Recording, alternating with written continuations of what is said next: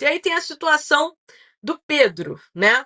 É uma situação que está totalmente em aberto nos últimos meses, desde que o Pedro retornou. Eu acho que todo mundo pôde ver que ele não é um jogador assim que se encaixa tanto no estilo de jogo do Felipe Luiz. Isso é um fato, é uma análise que foi feita, né, internamente. É um jogador importante, é um jogador de peso, mas eu até trouxe uma informação hoje mais cedo falando sobre como a diretoria do Flamengo viu essa Copa do Mundo dos Clubes, e a diretoria entende que foi muito satisfatória a participação do Flamengo na Copa do Mundo dos Clubes. Eu conversei com algumas pessoas de dentro que destacaram para mim os elogios que receberam da imprensa estrangeira, né, principalmente a imprensa europeia. E no entendimento da diretoria, há um modelo de jogo já consolidado. E nesse modelo de jogo, Pedro não tem muito espaço, tá? E aí é um jogador caro, tem um salário caro, é um jogador de peso, e existe um desejo aí de todas as partes, digamos assim, para que essa situação seja resolvida.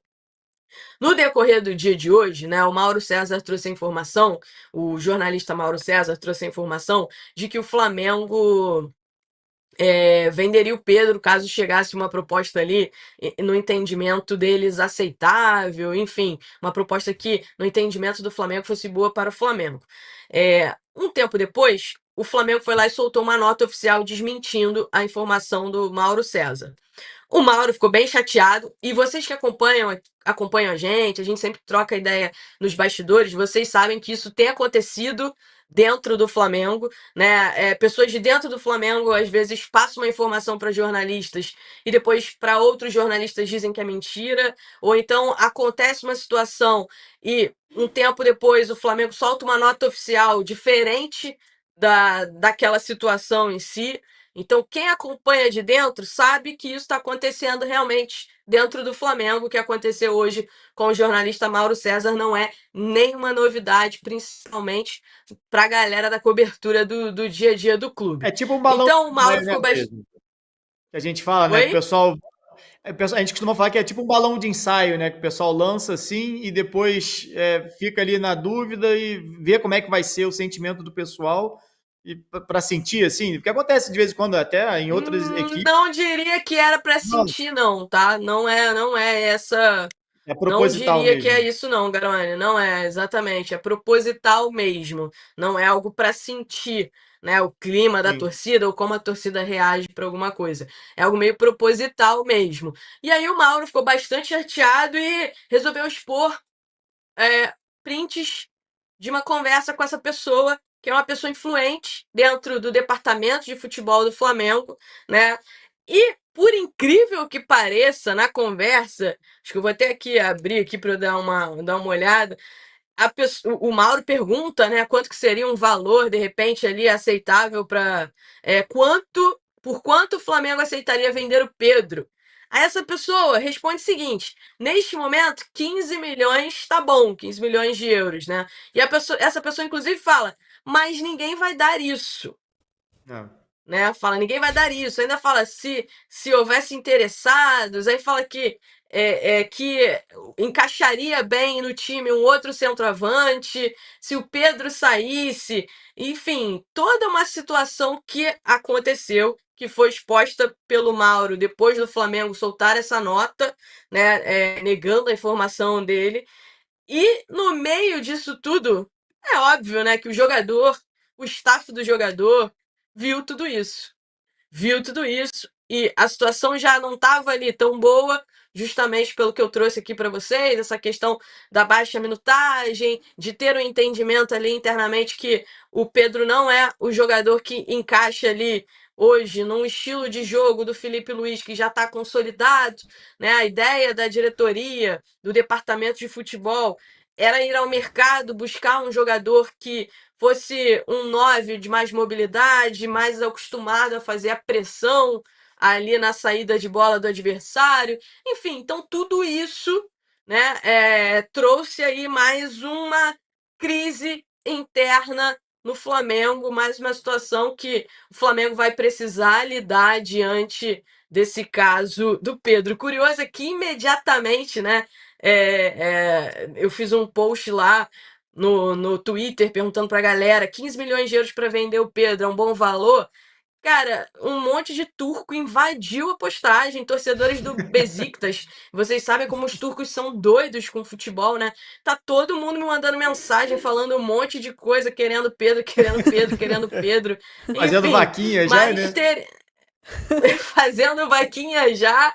Mas assim, é uma situação desconfortável, tá? Uma situação muito desconfortável para o Pedro, para o staff do Pedro, para a própria diretoria do Flamengo, para o técnico Felipe Luiz. Uma situação que eles vão precisar gerir internamente, né? Tudo que foi exposto e, claro, a situação em si, que é o seguinte: hoje o Pedro é um jogador que, no entendimento da diretoria, não cabe no estilo de jogo. E sim, a diretoria do Flamengo gostaria sim de negociar o Pedro e trazer um atacante, né, com investimento, fazer um investimento mais alto num atacante que se encaixasse melhor no estilo de jogo do Flamengo. Isso é informação.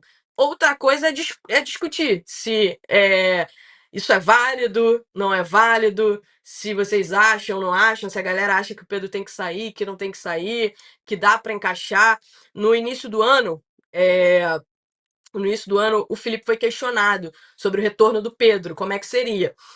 E numa entrevista ele disse que o Pedro era o melhor 9 da América e que ele ia criar um modelo de jogo para o Pedro. E eu até conversei com uma pessoa de dentro do Flamengo hoje sobre isso. Falei, olha só, o Felipe deu essa entrevista lá no início do ano, enfim. E essa pessoa me disse o seguinte: ele deu essa entrevista, ele falou isso, mas de lá para cá muita coisa aconteceu. Ele consolidou, por exemplo, um modelo de jogo, né? E aí, naquele momento, ele ainda não tinha um modelo de jogo consolidado. Hoje, ele já tem um modelo de jogo consolidado e é um modelo que não encaixa assim perfeitamente. E aí em relação ao Pedro. E aí eu questionei essa pessoa sobre questão de oportunidades. Na minha opinião, falta ritmo de jogo para o Pedro. O Pedro está tendo oportunidade e não está correspondendo. Quem não está tendo oportunidade, por exemplo, é o Juninho, porque essa pessoa me disse. Mas o Pedro não, o Pedro está tendo oportunidades. Eu acho que o Pedro teve algumas oportunidades sim, dentro de um contexto, essa é a minha opinião, tá? Dentro de um contexto mais complicado, eu acho que ele precisa de uma sequência de jogos, não dá para você botar ele num jogo aqui, passar 2, 3 jogos sem colocar ele num jogo que de uma intensidade mais baixa, e quando chegar num jogo de uma intensidade mais alta, você achar que ele vai ter que entregar o mesmo, se ele não está acostumado, né, mais a jogar esse tipo de jogo. Então, assim, eu acho que realmente é uma situação, gente, difícil ali para o Flamengo gerir, e eu queria ouvir a opinião de vocês. Deixar João, venderia o Pedro por 15 milhões de euros? Cara, eu acho uma loucura pensar em vender o Pedro, porque assim, a gente pode aqui falar sobre a maneira como ele se adapta no estilo de jogo do Felipe Luiz ou não hoje em dia, sobre as condições físicas do Pedro, mas eu acho que a única coisa que nunca entrou em debate foi a capacidade do Pedro, a qualidade do Pedro. Isso eu acho que sempre foi uma coisa, assim, indescritível no Flamengo. Todas as temporadas que ele teve, assim, ele entregava uma quantidade de gols inacreditável, normalmente para a quantidade de jogos, então, que ele fazia mais ainda. Eu acho que muito da temporada de 2022 passa pela qualidade dele, passa pela maneira como ele se entregava em campo. E também, na mesma situação, não era titular, ganhou a titularidade, brigou pela titularidade, conseguiu, forçou o atual, na época, o 9 do Flamengo, a jogar na ponta direita para que ele pudesse ser titular. Então, assim, eu acho que a qualidade do Pedro não entra em discussão. A condição física, tudo bem, eu entendo. Agora, vender o Pedro para trazer um outro atacante, eu acho que o Felipe hoje quer, que é um atacante que ataque espaços, que consiga correr e puxar marcações de maneira diferente, ser mais móvel, trabalhar muito bem sem a bola, que realmente são deficiências táticas do Pedro hoje. Eu não acho que o Pedro não seja capaz de aprender essas coisas, de crescer como jogador em meio a essa tática do Felipe Luiz e de conseguir desempenhar isso de uma maneira que seja eficiente para o clube. Eu acho que pensar em vender um atacante que é já é conhecido pela torcida como ser um ótimo 9, como ser provavelmente o melhor 9 da América, e você vender ele porque ele não se encaixou no estilo de jogo e não tendo oportunidade de mostrar que é capaz disso, eu acho muito complicado. E assim, se eu não me engano, ele faz um jogo contra o Corinthians, ele faz o jogo contra o Juventude, que são 2 bons jogos do Pedro, tá? E aí, na semana seguinte, tem Libertadores, ele é sacado contra a LDU e perde a titularidade. Então assim, por quê? O jogo da LDU é um jogo de mais intensidade, o jogo era em Quito, tudo bem. Mas depois disso ele não teve mais titularidade. Pedro não teve mais essa oportunidade de começar o jogo. O jogo no Maracanã, ele não jogou contra a LDU, não começou jogando. Teve um outro jogo importante também que ele não começou jogando, que já mostrava ali que o entendimento era de que nesses jogos mais importantes a opção era que o Pedro ficasse no banco de reservas. E tem uma questão muito importante aí também, é que de fato há um entendimento da comissão técnica que é muito difícil hoje você jogar com Pedro e Arrascaeta, né? E o Arrascaeta vinha numa fase muito boa, estava jogando muito, artilheiro, inclusive no Campeonato Brasileiro, fazendo gols. Hoje, no esquema do Felipe Luiz, o Arrascaeta está jogando mais próximo da área, né? Um jogador que está atuando mais ali, inclusive por isso também está fazendo mais gols. Então também existe esse entendimento, e aí ficou um pouco mais difícil para o Pedro ter sequência. Agora, eu concordo com o que o João falou, eu acho que você não pode abrir mão de um jogador da qualidade que tem o Pedro.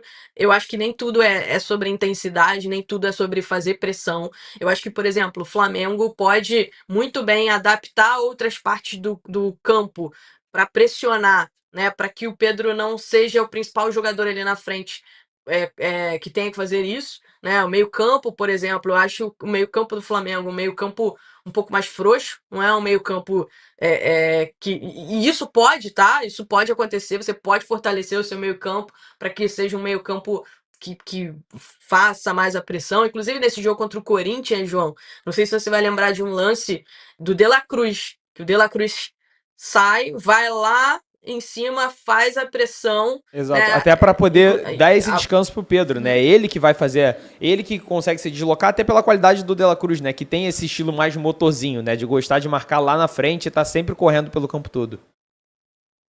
Não, e na minha opinião, o Pedro tem um excelente pivô, tá? E quando você joga, por exemplo, com pontas, eu acho essa questão do pivô muito importante, né? E ele sabe prender a bola, ele sabe girar, ele sabe fazer muito bem isso. Então eu acho que ele pode contribuir bastante com esse time do Flamengo, e acho que o Flamengo tinha que se esforçar um pouco para, primeiro, né, dar sequência, ritmo de jogo para o Pedro e encaixar o Pedro no time, que é um jogador importantíssimo. A última Libertadores que o Flamengo conquistou, inclusive, o Pedro foi o artilheiro e o rei da América.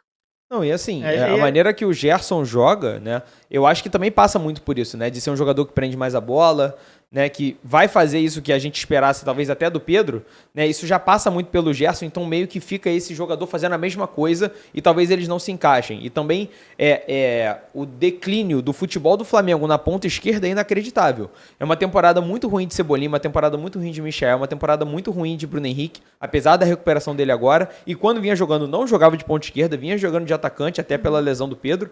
Então assim, eu acho que tudo isso corrobora para o Pedro perder mais espaço ainda, para você não ter nenhuma justificativa para colocar o Pedro na visão da comissão técnica. Mas agora, com as mudanças, né, com essa mudança na ponta esquerda, o Bruno Henrique retornando e talvez voltando a ser titular, principalmente considerando o extracampo dele, não sabe por quanto tempo vai ter Bruno Henrique, né, a saída do Gerson, que parece eminente pelas informações que tem.